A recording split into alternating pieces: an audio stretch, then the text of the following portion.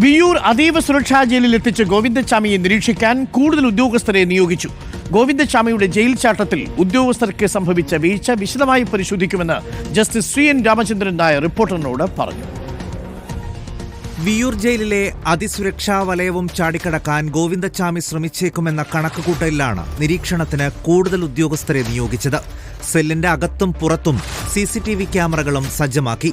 അതിനിടെ ഗോവിന്ദച്ചാമിയുടെ ജയിൽ ചാട്ടത്തിൽ ഉദ്യോഗസ്ഥർക്ക് വീഴ്ച പറ്റിയോ എന്നതിൽ വിശദ പരിശോധന നടക്കുമെന്ന് ജസ്റ്റിസ് CN രാമചന്ദ്രൻ നായർ റിപ്പോർട്ടറിനോട് പറഞ്ഞു. ജയിലുകളിൽ നേരിട്ട് സന്ദർശനം നടത്തി സാഹചര്യം വിലയിരുത്തും.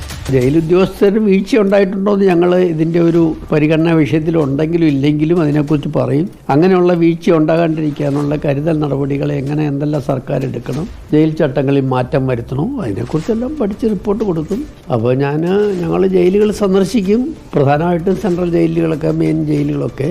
ജയിൽ ചാടിയതിനു ശേഷവും ചെയ്യേണ്ട കാര്യങ്ങളെക്കുറിച്ച് ഗോവിന്ദച്ചാമിക്കുണ്ടായിരുന്നത് വ്യക്തമായ പ്ലാനിംഗ് എന്ന് മൊഴിയിൽ വ്യക്തമായി.